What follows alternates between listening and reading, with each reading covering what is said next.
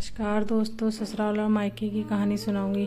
ससुराल में वह पहली सुबह आज भी मुझे याद है। कितनी घबरा के मैं उठी थी, यह सोचते हुए कि कहीं देर ना हो जाए। सब ना जाने मेरे बारे में क्या सोचेंगे। केवल एक ही रात तो नए घर में काटी थी और इतना सब कुछ बदल गया, जैसे आसमान में उड़ती चिड़िया को किसी ने मोती के लालच देकर पिंजरे में कैद कर लिया हो। शुरू के कुछ दिन तो यूं ही गुजर गए। एक दिन हम बाहर घूमने गए।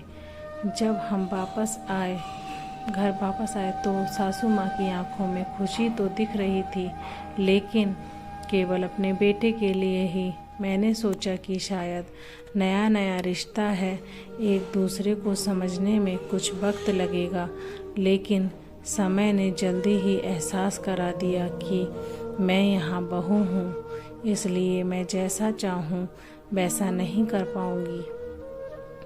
कुछ कायदा और मर्यादा है जिसका मुझे पालन करना होगा, जैसे कि धीरे धीरे बात करना, धीरे से हंसना, सबके खाने के बाद खाना खाना। यह सब आदतें मुझे अपने आप आ गईं। मायके में देर से उठना, जोर से बोलना, बिना नहाए रसोई से कुछ भी खा लेना, कहीं भी आना, कहीं भी जाना, बस ये एक याद बनकर रह गई। माँ से भी बात कम होने लगी, जिसकी वजह से मुझे पीहर की याद आने लगी। मेरे ससुराल में पूछने पर कहा गया कि अभी नहीं, कुछ दिन के बाद जाना। जिस पति ने शादी के समय कहा था कि आपकी बेटी पास में ही तो है, कभी भी आ जाया करेगी, उसके भी सुर बदले हुए थे। अब मुझे धीरे धीरे यह समझ में आ गया था कि शादी कोई बच्चों का खेल नहीं है। इसमें केवल घर नहीं बदलता, पूरी जिंदगी बदल जाती है। अब मुझे समझ में आने लगा था कि क्यों विदाई के वक्त सभी लोग मुझे गले लगाकर रो रहे थे।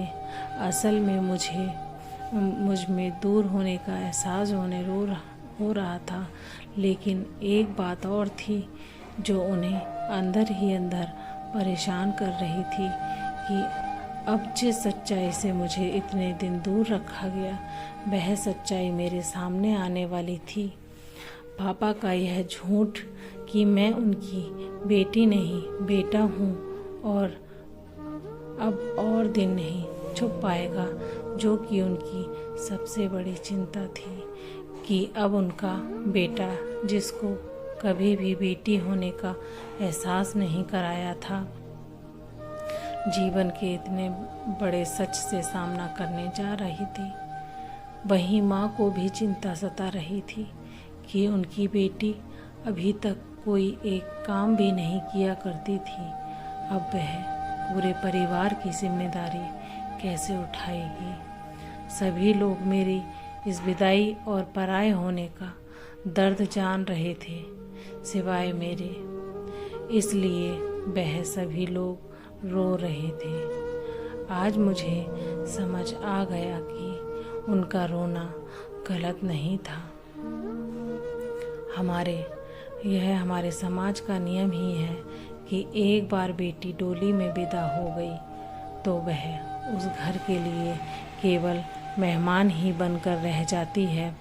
फिर कोई चाहे कितना क्यों ना कह ले कि यह घर आज भी उसी का है, सच तो यह है कि अब वह कभी भी अपने पीहर नहीं जा सकती, और औरत अपने आप को मार कर ससुराल में रहती है, दुखी होकर भी सबको हंसकर दिखाती है। एक उड़ने वाली चिड़िया हमेशा के लिए पिंजरे